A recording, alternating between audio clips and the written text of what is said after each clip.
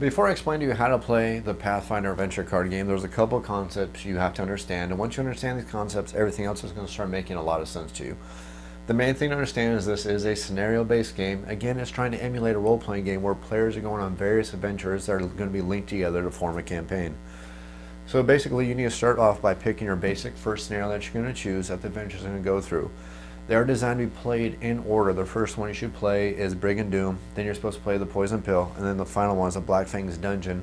And then from there you're going to move on into the Rise of the Rune Lords path, which is going to be a group of 6 different adventurers.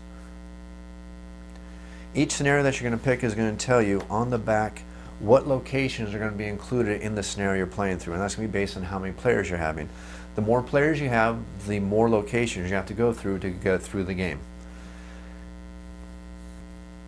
Once you figure out how many players you're going to be playing with, you're going to get all those locations. You're going to take each individual location. It's going to tell you to build a deck of 9 cards by adding certain cards to the deck based on what that location says. Some locations will have you adding encounters with monsters. Some locations will have you add barriers. Some of them will tell you add spells to the deck. Some will add items, equipment, everything. But you're going to build that deck exactly the way that location tells you to. Additionally, every scenario is going to tell you on the front of that scenario exactly who is the major villain and exactly who are the henchmen he's going to bring along in this escapade that you're going to be going against. For example, in Black Fang's Dungeon, it tells you the major villain is Black Fang the Dragon. It's also going to tell you that he's going to have a whole bunch of ancient skeleton henchmen. Now you're going to have as many henchmen as it takes to make sure there's at least 1 henchman or 1 villain in every location. So in a 6-player game, if you're playing Black Fang's Dungeon, that's going to be 8 locations. So you're going to need 1 Black Fang card, plus you're going to need 7 henchmen to fill up the remaining 7 locations and make a total of 8 locations for a 6-player game. Whereas opposed if you're just playing a 1-player game, there's only 3 locations in a 1-player game. So you'll need Black Fang for one of the locations, plus you'll need 2 henchmen, 2 ancient skeletons to fill up the 2 remaining locations. This is the only part of the setup that is not randomized. Every time you play Black Fang's Dungeon, you're always going to have Black Fang, you're always going to have ancient skeletons, and you're always going to have to go through the same locations which are going to contain the same cards. Again, this is the only thing that is never randomized. The next thing you're going to have is you're going to have your Banes, which are made up of creatures and monsters you'll encounter, and barriers. Now these 2 decks are always randomized before you play. So basically when you're building these decks, you're going to take them and you're going to shuffle these locations or these cards together. Generally I shuffle a heck of a lot better. And so when you are filling up whatever location and you're going to be filling cards from this deck, you're not going to know exactly which monsters you're encountering. So for example, in the Desecrated Vault it says there are 4 monsters you're going to find in the Desecrated Vault. So if this is one of the locations you need to encounter, you're going to take 4 random monsters.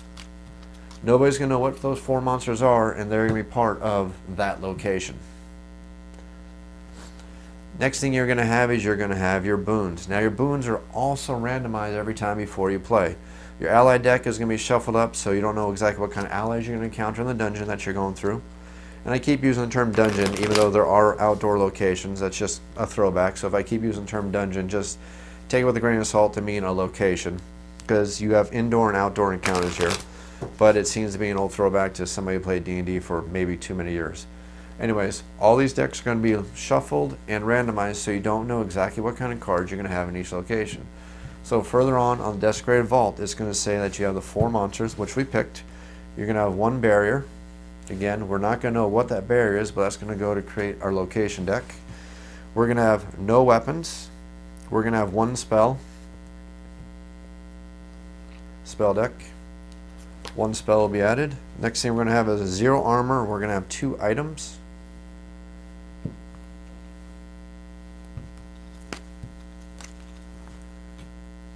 We're not going to have any allies, but we are going to have 1 blessing. Again, this is going to be randomized, so we don't know what it is. Now we have 9 cards that are going to make up this 1 location, and again, we do not know what these 9 cards are.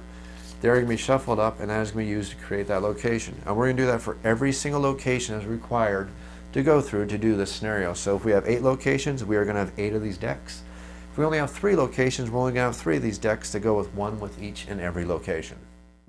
Once you have all your locations set up according to the way they tell you to do it on each location, each one of these decks is going to have exactly 9 cards in it. That's going to go for every location deck, so if you want to double check yourself, just do a quick recount, make sure each deck does have 9 cards. If it does, you know you set up correctly. If it doesn't, you need to go back through and match up the cards, make sure you have the correct cards on that deck. Next, after you've done that, you're going to want to figure out how many players you decide to play. And I'm going to set this up for a 3-player game. Our heroes are going to be Valeros, Ezrin, the Wizard, Valeros is the Warrior, and Lem is the Bard. So we have a 3-player game, which means we have 5 different locations. Now the Black Fang's dungeon says our main villain is going to be Black Fang, and he's going to have the henchmen he's going to have are going to be ancient skeletons. Now Black Fang is going to go in one location, which is going to leave him with 4 locations where you're going to need henchmen. So I'm going to need to grab 4 ancient skeletons. And I'm going to take these all together. I'm going to shuffle these together so I have no idea where exactly Black Fang is. I should have 5 cards here, 1 for every single location. And again, one of these is Black Fang, the other ones are the henchmen. Once I shuffle these up quite good enough to the point where I have no idea where Black Fang is, I'm going to put all these in every one of these decks. And then I'm going to shuffle up every one of these location decks, so each one of these decks has either a henchman or the villain somewhere buried inside that deck, and he can be anywhere from the number 1 card all the way up to the number 10 card. I don't know who's there, and I don't know where he is inside that deck. I'm going to go and shuffle those up really quick. The next thing you're going to need is you're going to need the Blessing deck. Now the Blessing deck is going to be made up of exactly 30 cards that are drawn from the Blessing cards. Again, these are all randomly picked, so you do not know what blessings you're going to get and when.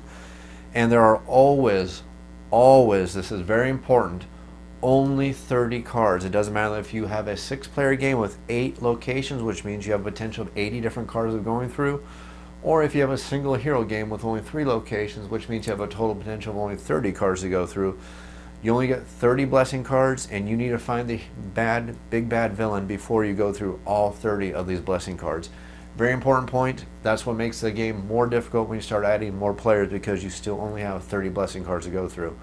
And not to get ahead of myself, every time a player takes a turn, you're going to be flipping over one of these blessing cards, which is going to be the continual countdown. Every time a player takes a turn, you're going to count down and go through these cards. Once you've flipped over the last card, that is the final turn. If you don't defeat the villain before the end of that turn, the players or the heroes have lost the game.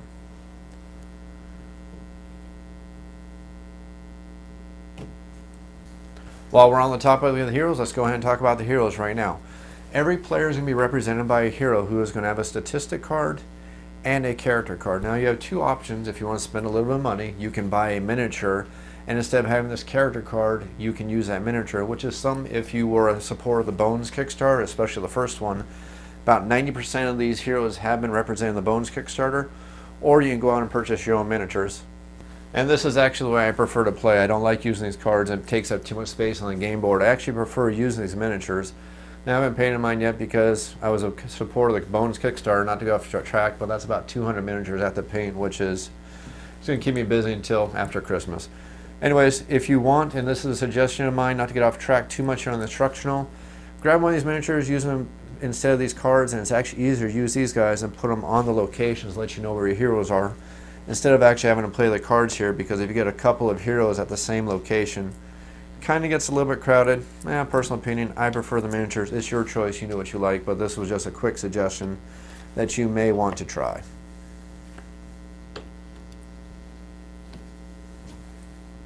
Now the first thing to understand about every hero is made up of statistics that are on a statistic card, and every hero has a deck of exactly 15 cards. Now you can go through and create your own hero deck, and it tells you on the back of every hero card how to create your own hero deck. I don't suggest doing that the first couple times you play, because simply you're not going to know what cards are good when, and I think the game is best played when you use suggested hero decks that they tell you how to build your heroes with. So you can pretty much ignore the back of the card except for one statistic I'll get to shortly, but use the suggested statistic decks in the back of the rule book that tells you how to build each hero's deck. It'll tell you exactly which 15 cards to put in each hero's deck, and know that every hero has exactly 15 cards. If you have more than that, you've made a mistake. Go back and check the decks.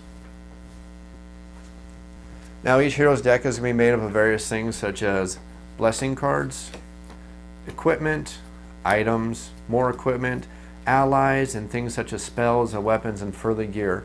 Again, these are the cards that your hero starts with, and the very important thing to understand about these decks is This is your draw pile that you should be drawing your hand from.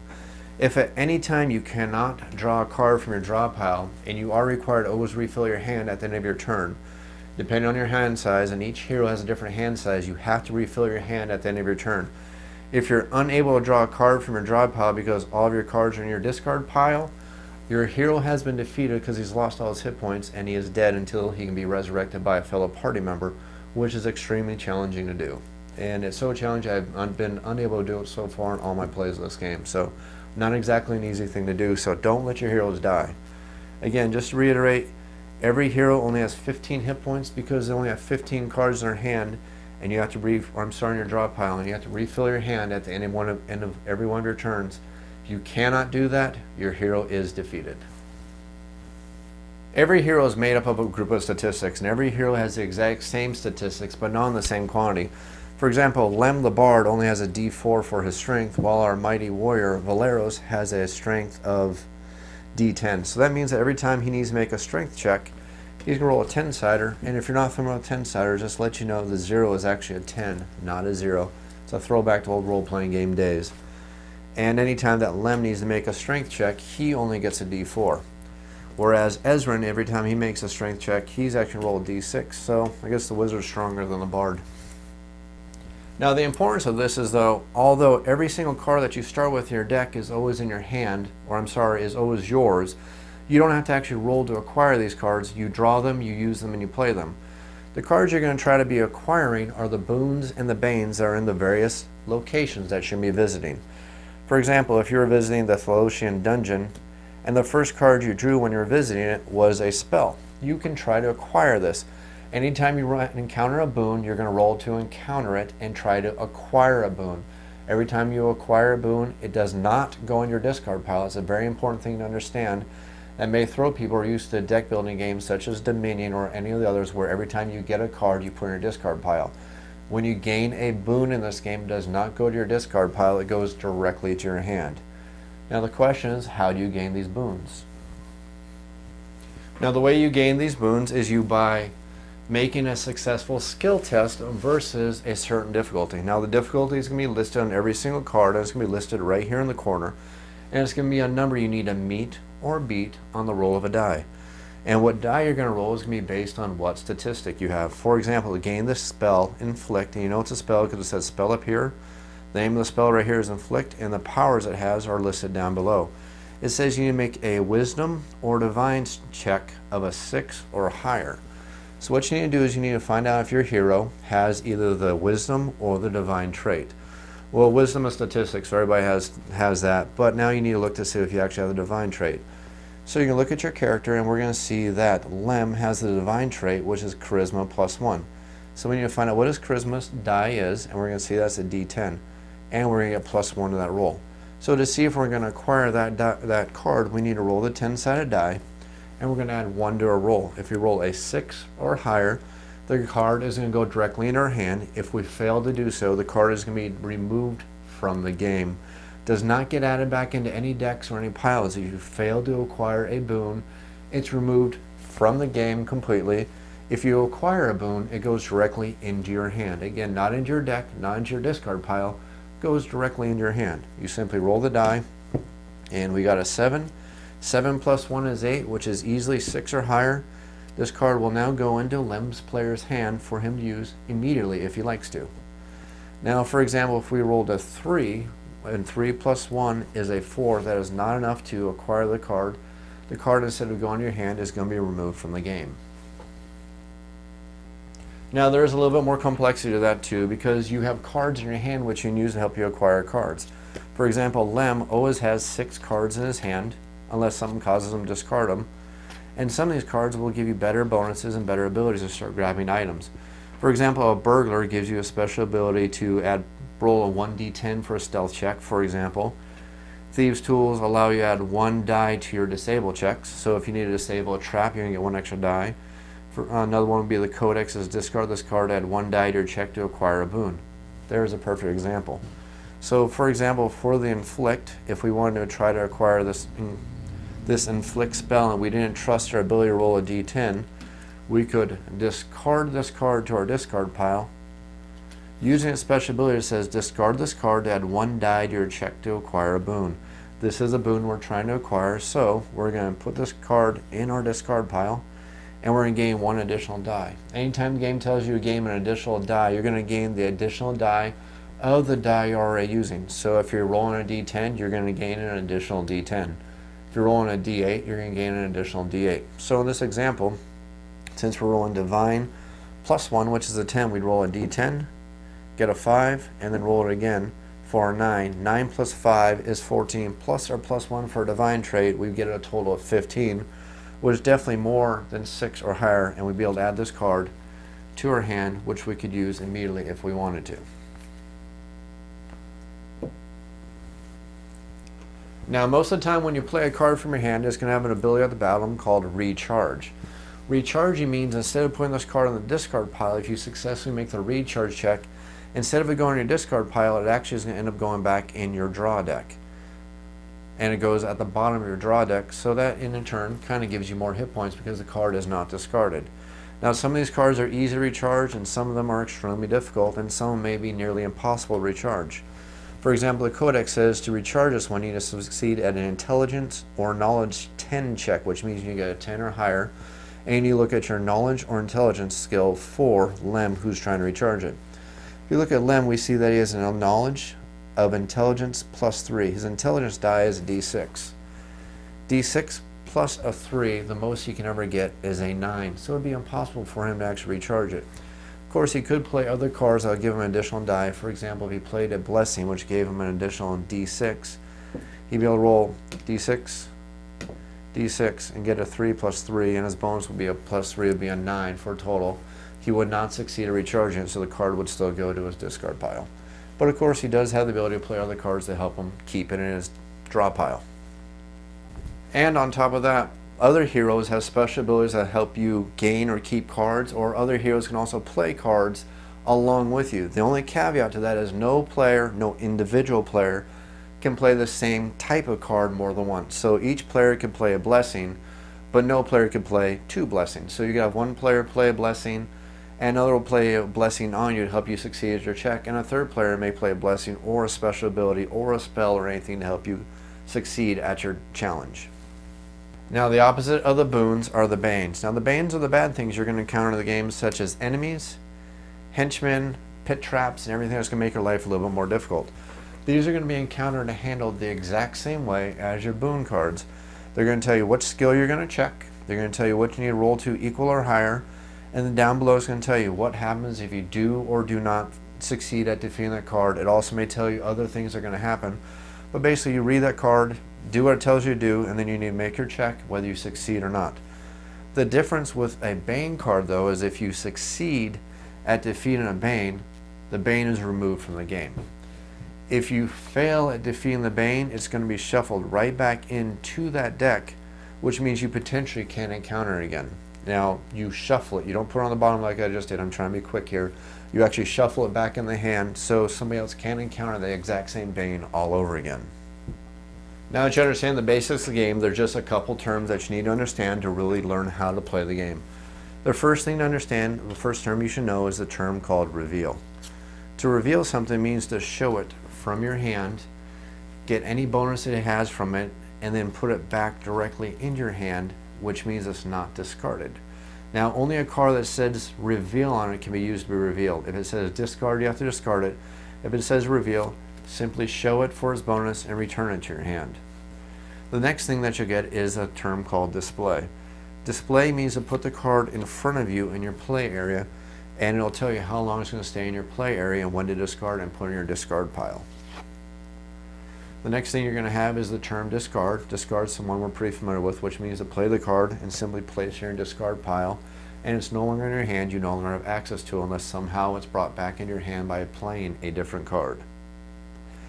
The next term we're going to have is the term recharging. Now, recharging is what I've already showed you.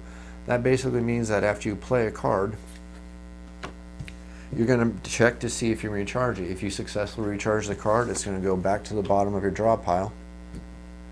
If you fail to recharge the card, it's going to be removed from your hand and from the draw pile. It's going to be put directly into your discard pile. The next term we're going to have is the term bury. Now bury means that the card is going to be placed underneath your hero and you no longer have access to it for the rest of this game. Only for this game. In the next quest or the next series in the adventure, you actually get to add it back into your draw pile, but it is removed from the game for access for you for the rest of this current game. And then finally we have the term banish. Banish means the card is actually removed from your hand and removed from the game, and you do not have access to it even for the next game. Now this is very important because there's weak cards and strong cards. You may gain some strong cards that are going to be added to your hand or to your deck of cards, and they may tell you that you have to banish this card, which makes it very trying to see if you want to banish this card, which means it's going to be gone. You'll never have access to it again unless you somehow find it in one of the locations. It's kind of one of the decisions that makes the game kind of interesting. Each player's turn is broken down in a couple actions they can do, but these actions have to be taken in the exact same order, and you cannot shuffle, or I'm sorry, you can't rearrange the order or the sequence of play. You have to take your actions in the same order. If two heroes happen to be at the same location at the exact same time, the heroes whose turn it is, and we'll say it's Lem's turn, so I'll put it on top to make it a little bit easier here. Lem can give any one of his cards in his hand to this player, which would be Ezrin, but Ezrin cannot return the favor. Lem can give away a card, but he cannot receive cards or take cards from another player, only give cards to this player. Which is nice. For example, if Lem happens to have a really powerful spell which doesn't help him but helps Ezrin, he can hand it over, which is good if you're exploring, you're getting stuff that doesn't really help you. It gives you incentive to try to acquire that boon, so you can give it to another player who can actually take advantage of it. Next, the player, if he doesn't want to trade a card, or if he doesn't have any cards to trade, or he doesn't have a hero at his current location, a hero is going to move to any one of the current locations that are out there. And remember, these are all the locations, and these are the decks they're going to encounter at those locations. A hero will move to a location, and they're going to flip over the top card of that location, and they're going to encounter whatever card that may be there. Whether it's a boon and they're going to try to acquire it, or if it's going to be a bane, they're going to try to fight it. They need to move to that location, and they're going to encounter that card, and they're going to roll dice and play cards in an effort to either try to conquer that card or to add that card to their deck, or their hand, I'm sorry. Now the heroes are going from location to location and encountering these cards with an effort to do one of two things. One, they're either trying to close a location, and there's two ways you can close a location. The first way to close a location is to go there, encounter one of the henchmen, successfully defeat that henchman, and then make an attempt to close that location. Every location has a different requirement to close it. Some of them close automatically. Some of them require you to roll the dice and meet a certain difficulty level to successfully close that location. If you succeed at closing that location and there happens to be any cards left at that location, you're going to flip that deck over, make sure the major villain is not in any of those cards there. And if he's not, you're going to get rid of that card, and you're going to get rid of that henchman, and you're going to flip that location over to show you that that location has been closed. If you happen to go to a location and you encounter the final villain for that scenario, you're going to try to defeat that final villain. If you fail at defeating that final villain, you're going to draw cards from the blessing deck in the amount of the open locations left minus 1, and then you're going to take those cards together, you're going to shuffle them up so you don't know which one is the villain. And they're going to place these cards back in each one of these locations, and you're going to shuffle those locations up, and you don't know where that villain just happened to have gone. Now, if you happen to successfully defeat the villain, you're going to do the same thing, except you're going to take the blessing cards directly out of the box. Now, there's a very important difference. If you fail to defeat the villain, you're going to take the blessings from your timer, making it even harder for you to win the scenario. If you defeat him, he's still going to run away and go to any one of the remaining open locations, but you're going to take blessings back from the box, not from the blessing pile. Now, if you happen to defeat the villain and there are no locations left open when you defeat him, the villain is actually going to be permanently defeated, and you're going to win the scenario. The only thing left to show you how to do before you understand how to play the Pathfinder game is to tell you what happens anytime you fail to conquer a bane. Now remember, I told you anytime you fail to conquer a bane, now a bane can be the villain, a bane can be the henchman, it can be a barrier, or it can be any kind of creature you may encounter while you're out exploring these different locations. If you ever need to roll the dice and you fail to defeat that bane, you're going to lose cards from your hand equal to the amount of the difference between your roll. So for example, if you need to defeat the ancient skeleton and you happen to roll a 4, 4 minus 8 is 4. So you need to discard that many amount of cards from your hand. If you're unable to discard that many cards from your hand, you discard all your cards from your hand. You don't take any additional damage. Now the trick is these cards you're discarding are going directly to your discard pile. You cannot attempt to recharge them. They're gone unless you are cured or some card is played on you allows you to bring cards from a discard pile back into your draw pile or back into your hand. So the basic flow of the game is players are going to be visiting various locations on their turn, encountering cards, rolling dice to whether they're going to put those cards into their hand or defeat them and remove them from the game. Eventually they're going to work towards defeating the henchmen, closing all the locations in a hope that they get all the locations closed so they can find the final bad guy, roll the dice high enough to defeat the bad guy, and win the adventure.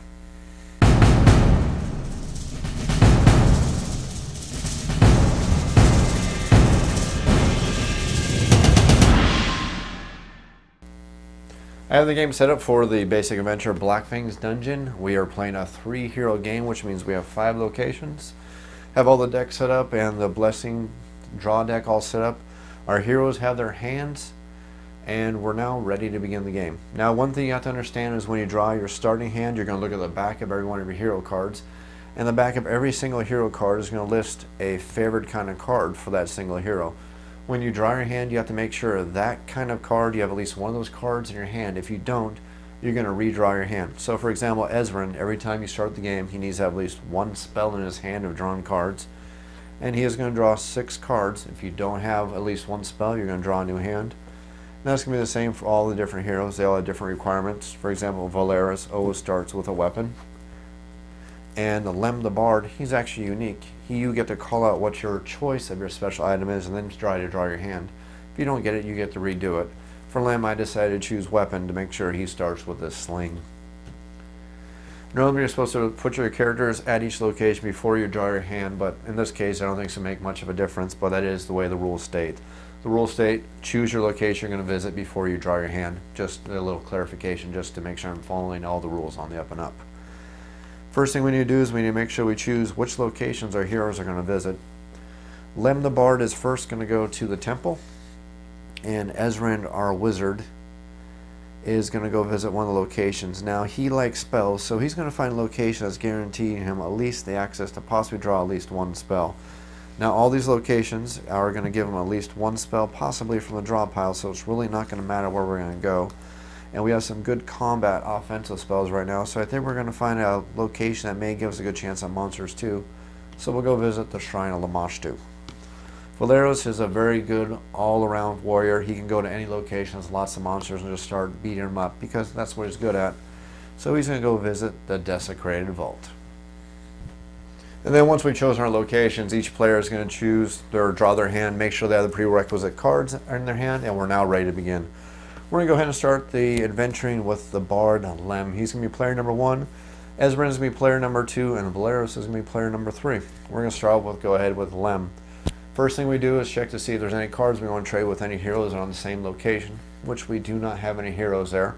So now we have the option of moving if we like. We're not going to move because we like a location. That's why we chose at the beginning of the game. So now we're going to encounter whatever happens to be at this location. First thing we're going to do is we're going to encounter the Token of Remembrance. This is an item, and it's going to tell us we need to make an Intelligence, an Arcane, a Wisdom, or Divine 5 check to try to acquire this item. Now, Lem the Bard actually is very good in these statistics. He has an Arcane skill of Charisma +1, which is a D10 +1.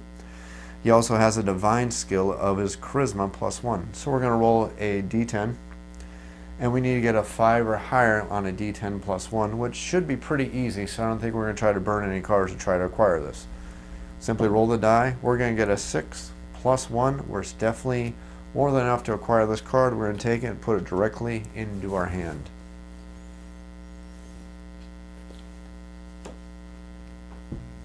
And this is also the part where I'm going to fess up and realize that I forgot the most important thing we're supposed to do at the start of every one of our turns because I was distracted. First thing we're going to do is we're going to turn over the first card of the Blessing deck. I should have done that even before I did anything with Lem. I apologize. I don't think it's worth going back and redoing this all because I'm liking the way this is going so far. So now I'm going to continue with my turn. I'm going to look at all the cards in my hand, decide if there's any cards I want to play. especially considering that this is a game where I have to go through potentially up to 50 cards to find the final villain, and I only have 30 turns to do it. I'm going to go through and I'm going to look for a card that's going to help me explore one more time. I'm going to look to see that I have the Blessing of the Gods. I'm going to take the Blessing of the Gods card. It says discard this card to explore your location. I'm going to discard this card, and I'm going to take my chance to explore this location again and see what we get. Flip it over, and we're going to get a possibility of gaining a spell to add to our hand. The spell is called Charm Person. We're looking at it's going to be an intelligence or an arcane check of 4 to try to acquire this card. Now we already know that our arcane is our charisma. Again, that's a d10 plus 1 to see if we can acquire this card. Don't think it's going to be worth burning any cards to try to see if it's acquired, because I should be able to roll a 3 or higher. And I'm going to roll a 7 plus 1 is 8. This card is going to go directly into my hand. Now at this point I could simply end Lem's turn, but the problem is that we can't have more than 6 cards in our hand at the end of our turn, because that is Lem's hand limit. And right now I have 7 cards, and I don't really want to start wasting cards yet, especially this early in the game. So I'm going to take a moment to go through my cards and see if there's any cards that would be really good for me to use and help us in the early stages of this adventure. What Lem the Bard is going to do at this point is he's going to go ahead and play a card called Charm Person. Now the ability of the card says bury this card to draw 1 random human ally from the box and add it to your hand. So we're going to bury this card. Now remember, bury means that we're simply going to place it underneath our character and know that we cannot use it anymore for the rest of this game, but in the next adventure that card could be available to us to use in future adventures. And now we're going to draw 1 random ally into our hand, and we're going to end up getting a guard, which is going to be added to our hand. But when we're back up to our original dilemma, where we now have 7 cards in our hand. So we're going to take a moment and we're going to go ahead and discard a card. We're going to go ahead and discard the Burglar. The reason why we're going to do that is because we have the Thieves' Tools, which pretty much do the exact same thing. So we're going to discard the Burglar. We're now down to exactly 6 cards in our hand, and we're going to go ahead and end Lem's turn. Now at the end of our turn, we do have the option, if we want to, of actually discarding cards and then raising our hand back up to our normal limit. Or if we're over the amount, we do have to discard down. But I'm liking the cards we have right now, so we're not going to do that. So we are just going to end Lem's turn right now. We're going to go ahead and move on to Ezran's turn. Ezran's going to start his turn, but the first thing he's going to do is he's going to advance the Blessing deck. We now have 2 cards down the Blessing deck. We have 28 turns left to find the dragon and defeat him. The first option we have is we have heroes at the same space as us, as we can give them a card. We're not at the same space. We can now choose to move if we like to. We're not going to do that. Next thing we're going to do is we're going to encounter our location, and we're going to see exactly what we get to fight here. And we're going to encounter a battered chest. Now the battered chest says we need to do a dexterity or disable check of 10, or a strength or melee check of 8 to defeat this encounter. If we defeat it, we get to add 1d4 random items from the box to our hand. If we do not defeat it, we may, now the key word here is we may banish this to the box, or we may shuffle it back into this location. Now the odds of Ezran overcoming this battered chest are pretty slim, because when you look at his strength and melee and know it's going to be a d6 only, and his dexterity and disable check are just the same at a d6. So we have a d6 to get a 10 or an 8. Doesn't look really good for us right now. So we're going to go ahead and play a card called Night Watch. And I'm grabbing the wrong card, sorry. We're going to grab the Standard Bearer card. We're going to go ahead and play that. Now the Standard Bearer is going to allow us to recharge this card to add 1d6 to your non-combat strength or constitution check. Recharging means this is going to go to the bottom of our draw pile. And we're going to get an additional d6 on top of what we're already rolling to try to encounter this. Since we're going for strength, we're going to need to roll the d6 twice, add the numbers together. We're going to need an 8 or higher, and if we do so, we're going to get 1 d4 items and add them to our hand. Now this probably isn't the best move, but I just want to show you how this game can go across and how things can be played. Valeros' player is going to decide to play a blessing on Ezran, which is going to give him 1 additional d6. He's going to play the Blessing of the Gods. It's going to give him 1 d6 additional to see if he can overcome it. This card is going to be put in Valeros' discard pile. It's going to leave his hand, so he's only going to have 3 cards when it comes to his turn. But Ezran's going to get 3d6 to try to overcome this battered chest. Going to roll a 3, a 4, which is 7, and one more is 8. We barely overcame this barrier. We barely managed to defeat it.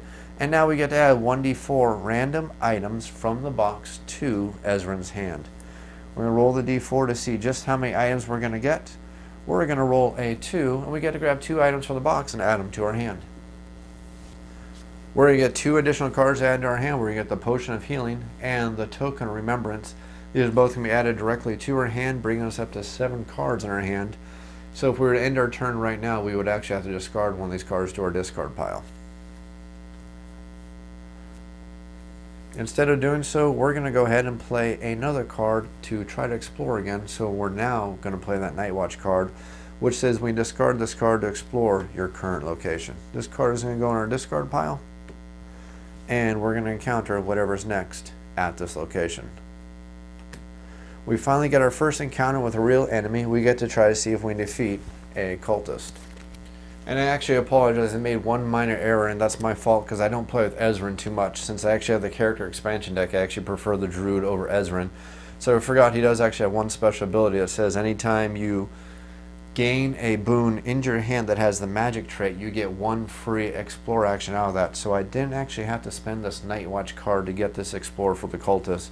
I'm going to add this card right back in my hand really quick, and I apologize about that minor error. I try to avoid errors in these tutorials, so I apologize about that. Back onto the turn, we're going to try to see if we defeat this cultist. Now the cultist has a combat 9 check to try to defeat him. Combat is based on strength, which is a d6 for Ezran, which doesn't look like he has a very good chance of rolling a 9 or higher on a d6, so things don't look good for him right now. So Ezran's going to start off by playing a spell. The spell is going to be called Lightning Touch. Now it says for your combat check, and again this is a combat check, you can discard this card to roll your arcane die plus 2d4 with the electricity trait.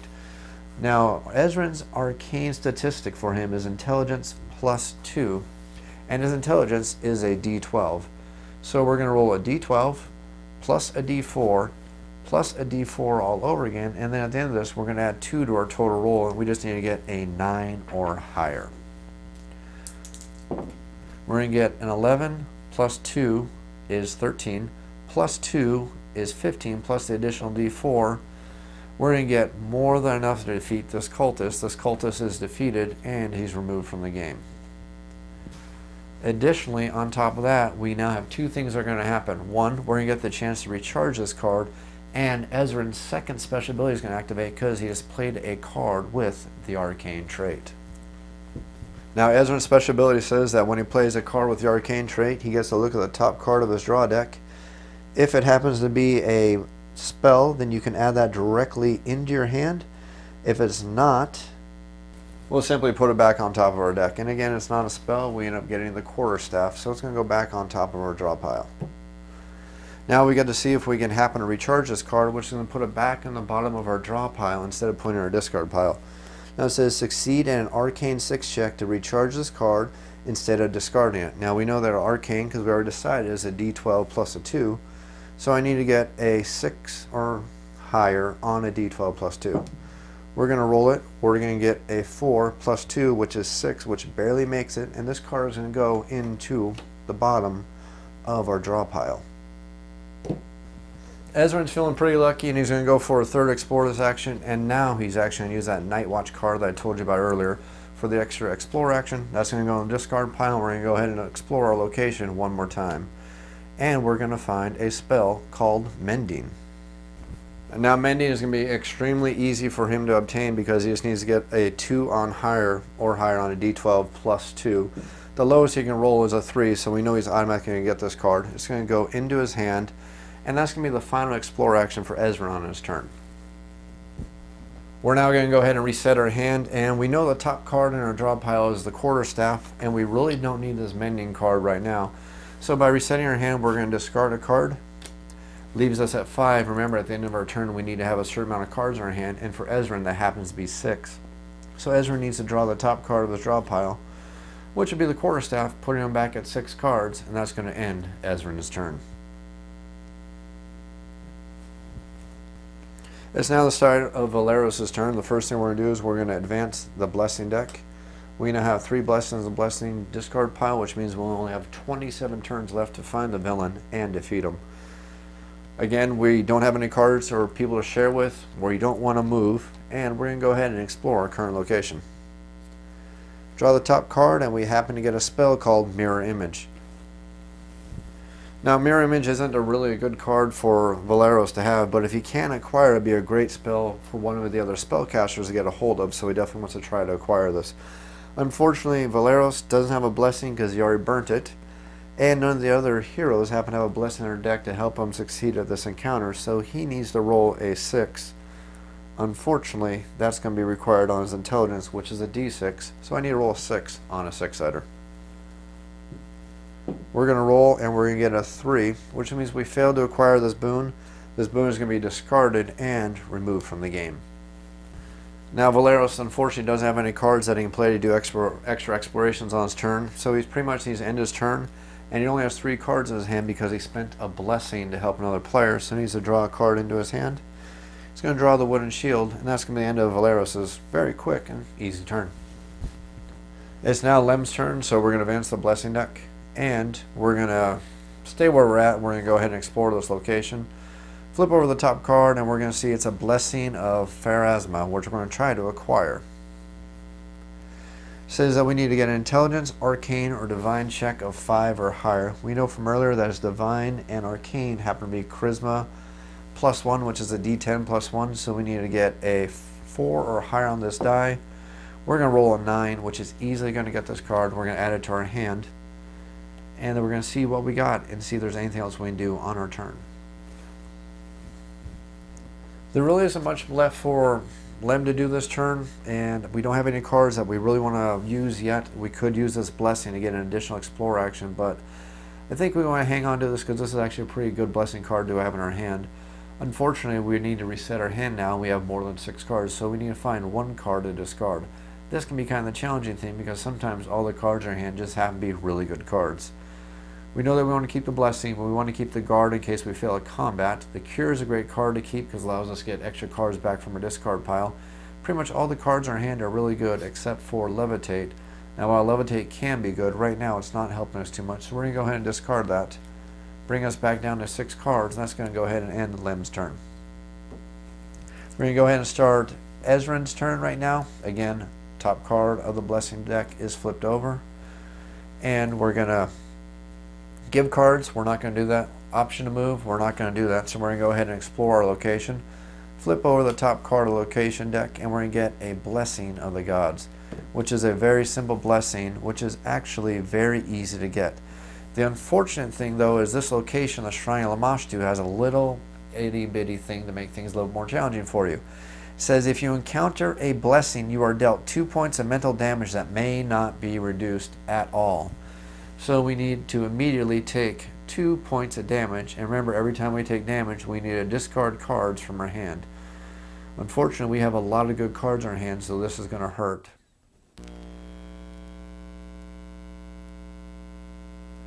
First thing we're going to do is we are going to choose to discard the Levitate card. And now we need to discard 1 more card, and all these cards are really, really good, so this is going to be a tough one. But I think we're going to go ahead and discard Detect Magic, which is going to leave us down to 4 cards. Fortunately, we get to add this blessing to our hand.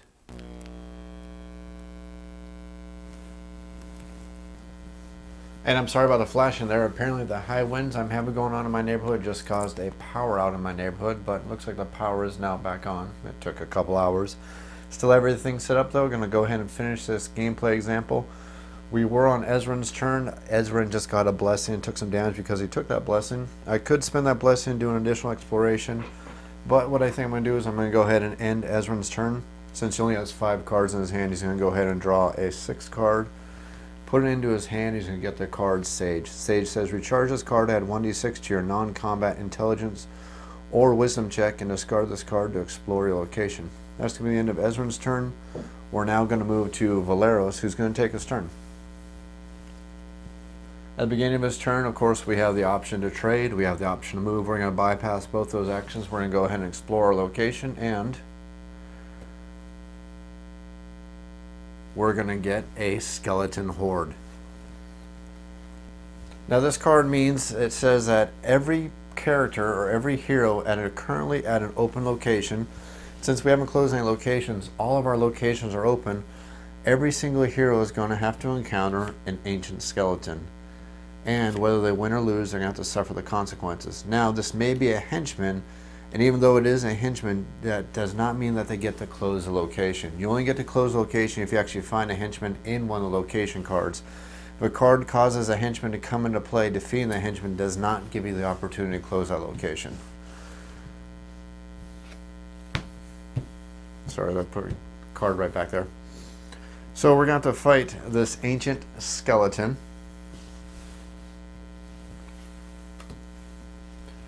And we're going to do this in order. The first person to have to fight the ancient skeleton is going to be Valeros. Now Valeros is actually in pretty good shape, because ancient skeletons are pretty nasty to anybody who does not have a blunt weapon. If you have a piercing or slashing weapon, and the way to check that out is to look at your weapon. You'll see the traits of the weapon. You'll see it's a mace, it's a melee, bludgeoning, and a basic weapon. As opposed to the dagger, which is a knife, ranged, piercing, basic. So if I use the knife against the ancient skeleton, it's going to be more powerful. So I'm definitely going to want to use the mace. Now this is a strength or combat check of 8 to defeat the ancient skeleton. This should be pretty easy for Valeros because his melee strength is D10 plus a 3. Plus I can use the mace, which says reveal this card to add an additional 1d8. So I'm going to reveal this card and I'm going to roll a d8 plus a d10, and I'm even going to add a d3 at the end of it to see if I can defeat this ancient skeleton. I'm going to roll an 8 plus 4 is 12, plus the 3 from the melee ability for Valeros, easily getting a 15, which easily defeats this ancient skeleton. Next in line, we're going to go ahead and move to Lem, who's going to have to defeat this ancient skeleton thanks to Valeros' meddling. Lem doesn't have a lot of combat abilities, so this is going to be a little bit tougher for him. Looking at his card deck, we see that we have a sling, which luckily is a bludgeoning item. We don't have anything else that'll help us except for that blessing of Pharasma. Now the sling says we get to use this card to add 1d6 plus our dexterity.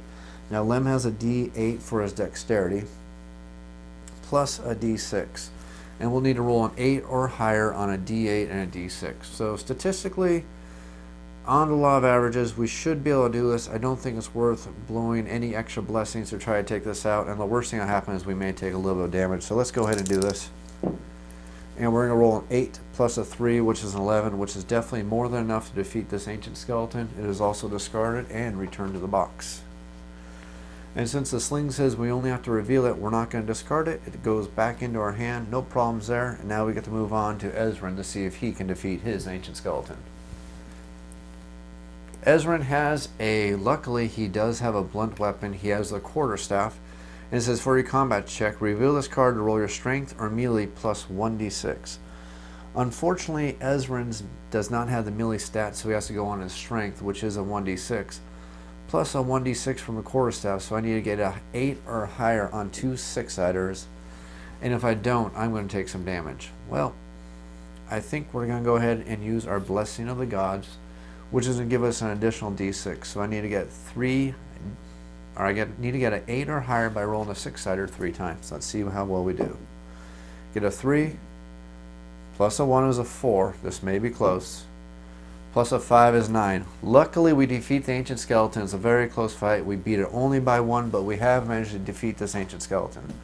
Now, some of you may be wondering about the special ability of the Black Fang's Dungeon. It says whenever you encounter an ancient skeleton henchman, everybody else has to defeat one also. Now, this isn't going to come into play because that wasn't actually technically a henchman.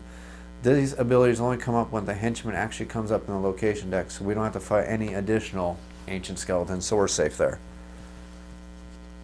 We don't get to fill up our hands again, even though we are below our cards, because it actually wasn't that character's turn. We're still on Valeros' turn, and let's see if we can do anything else with this turn to continue on our explorations. Valeros really doesn't have any cards in his hand that he used to advance. He does have a lot of duplicate cards that he doesn't need, though. If he has the mace, he definitely doesn't need the dagger, so we're going to go ahead and discard the dagger. We also have the mattock, which is actually a really, really good item to have, but we have Lem, who's really good at defeating barriers, so I don't think we're going to worry about this card and rather get some better cards in our hands so we do some more exploring. So we're going to discard these 2 cards right here, and we're going to refill our cards back up to 4, which is our limit for this character. We end up grabbing the Night Watch and the Chainmail Armor, and that ends Valeros' turn. We're going to move on to Lem's turn, and the first thing we're going to do is advance the Blessing deck. And I believe I forgot to do it for Valeros also, so I'm going to actually advance it twice. Normally I'm really good about this, but I am controlling 3 guys here, trying to show you how to play this game, so I apologize, but it looks like I made a minor mistake there. But we'll advance the Blessing deck, and we're now going to move on to Lem's turn. We're actually going to use one of his special abilities because this Blessing deck is advancing pretty quickly, and I've not found any henchmen, and I haven't found the bad guy yet, and I think our time is starting to run a little bit short. So we're going to use a special ability which allows him to discard 1 card in his hand and take a matching card of the same type out of his discard pile. And we're going to go ahead and pick up the Burglar. I think this will be a good card to have in our hand instead of that guard. Let's see if it helps us in our future explorations. We're going to go ahead and start the turn. We don't have any cards we're wanting to share, and we definitely don't want to move, so we're going to go ahead and explore our location, and we're going to get our first henchman, an Ancient Skeleton. This is a good card to get. Let's see if we can defeat him and actually manage to close down a location. The Ancient Skeleton is going to be a Strength 8, just like the last one we fought. And we do have the Sling, which again is a blunt item. That'll help us a lot. And not only that, Lem has a special ability that says once per check you may recharge a card to add 1d4 to a check attempted by another character. That's not going to help him. I forgot that's for a different character, so I won't help him. So basically we need to get a Dexterity plus a 1d6 if we reveal our Sling and see if we manage to defeat this creature. So we get a d8 plus a d6. Now we definitely want to succeed in this, so I think what we are going to do is I think we are going to use our Blessing. We're going to go ahead and use the Blessing of Pharasma, which says discard this card, add 1 die to any check. And if it's a spell, we get to add 2 dice. So the base of this check is a combat check. Since we're using the Sling, I'll go ahead and leave that out so you see it, which means it's Dexterity, and our Dexterity is 8, so we're going to get an 8 plus an 8 plus a 6 that we need to get an 8 or better on. So I get to roll the 8-sider twice. And we got a 6 plus a 4, which is a 10. Roll it again for a total of 14. Definitely didn't need to spend that, but it's already spent. We can't take back what we've done. But we've defeated this Ancient Skeleton because we got more than 8 required to defeat it. So he's going to go back to the box. And now, since we defeated a henchman, we can attempt to close the temple. Now the temple says you may close this location automatically, which means we don't have to do any attempts of a success or anything like that. So this location is actually going to be permanently closed. We're going to flip it over so we know it's closed. We're going to look at all the cards remaining in that deck to see if there's any of them that are the villain. And we're also going to get a chance to see all the nice little cards we're missing out on. So no villain in there, and we know he wouldn't be because he's still in one of the other locations. But these cards are all gone. This location is now closed, and now we can move further in and possibly find the villain. We can't move, we can't explore. If we had Levitate, we could actually move, but we can't move right now. We're at the end of this turn. We're going to go ahead and refill our deck back up to 6. Find the Troubadour, and we're going to get another Blessing of the Gods, and that's going to basically end Lem's turn. And now we can move on and play Ezrin's turn. And actually I need to put that Blessing back because the Sling is still part of my hand, and that'll actually bring me up to 6 cards total in my hand. For Ezrin's turn, he's going to go ahead and just bypass the early 2 phases because we know we're not moving, we're not trading. We're going to go ahead and explore. And we do have 5 cards for exploration.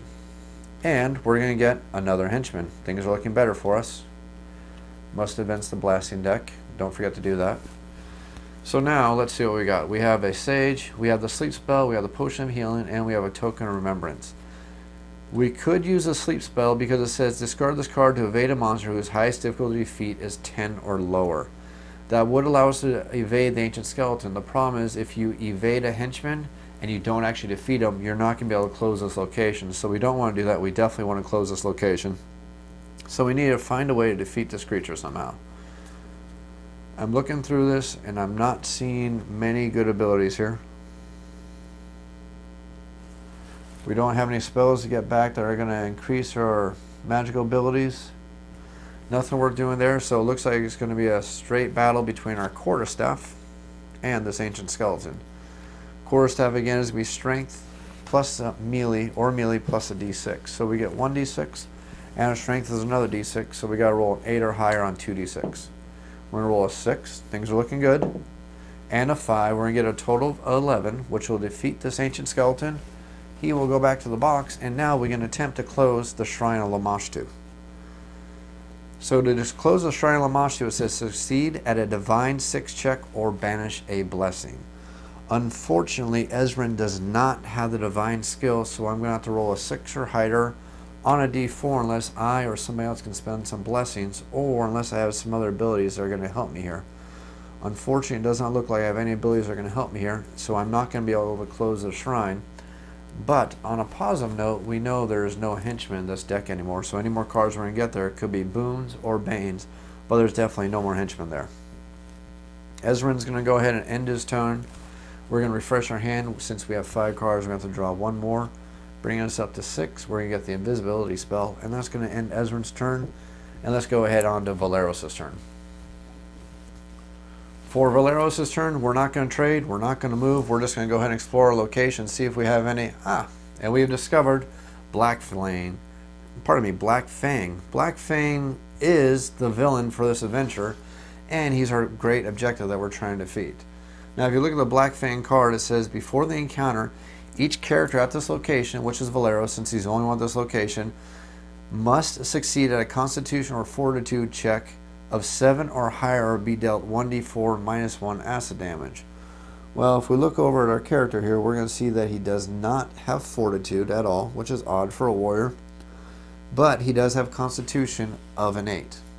So I need to get a 7 or higher on a d8, unless I have some cards that are going to help me with this, and I'm not seeing any cards that are going to help me with this, so I need to get a 7 or 8 on a d8, or I'm going to discard some cards. And luckily, the dice are with me today. I'm going to roll a 7, which means I do not take any damage from his acid breath, and I'm ready to charge into melee and start taking a couple hits at this mighty dragon and see if I can take him out in this part of the adventure. Unfortunately, I do not have any blessings I can use. If Lem was lucky enough to be in my spot, or in my same location, he could just recharge a card and give me another 1d4, but since he's not there, he can't use a special ability. None of the other players have any blessings, so basically Valeros is on his own against Black Fang. I do have my mace, which is going to allow me to roll a d8 on top of my melee, which is a d10 plus 3. So I'm going to roll a 10-sider and an 8-sider, and I'm going to add 3 to whatever I roll, and I need to roll a 12 or higher to defeat Black Fang. And if I don't, he's going to start possibly damaging me. Roll the dice. Ooh. This is what you call making it just by the skin of your teeth. You have 7 plus 2 is 9. And remember, my melee for Valeros is melee plus 3. So 9 plus 3 is going to be 12, which just barely manages to defeat Black Fang. So now that we've defeated Black Fang, we have a couple things we need to do. First thing, this location closes automatically. We don't have to make the roll for the closing. Anytime you defeat the villain at a location, that location is automatically closed, so we're going to flip it over so we know it's closed, and we'll go ahead and slide it up so we know it's a closed location. We can take a moment to look at all the cards we're going to miss out on. Miss out on Plague Zombie, that's a good one not to have to fight. Zombie, not too tough. The Werewolf is a tough one. Another Plague Zombie, a couple blessings, so not too much for missing out there, and good stuff, and it's going to save us a little bit of time because less stuff we have to deal with the blessing deck. Now, Black Fang is going to flee from us because we managed to defeat him but not destroy him. So we need to take blessings from the box equal to the amount of remaining locations minus 1. We have 3 locations left, so we're going to draw 2 random blessings. We're going to shuffle them all together to the point where we have no idea which one of these is Black Fang, and we add 1 of these to each one of the remaining locations. We're going to shuffle these locations up, and we're going to go continue on our quest to try to defeat Black Fang. I think I've shown you enough of the Pathfinder Adventure Card Game to give you a very good idea of how the game plays. We're actually doing pretty good in this adventure. I think if we actually continue with this one, we might actually defeat Black Fang, who happens to be hiding in the Thalassonian dungeon. Of course, the heroes have to continue going on, exploring, going through all the cards, hoping they can find him and hoping they have the cards to take him out. But I think right now the heroes have a very good chance. After the heroes complete the adventure, assuming they're victorious in their adventure, they're going to get a reward. And the reward is always listed at the bottom of the scenario deck, and that's going to allow them to construct their decks allow their heroes to get more powerful by getting better cards in their decks, so they can go on to the more powerful and more dangerous adventures and complete the entire Pathfinder Rise of the Rune Lords adventure path.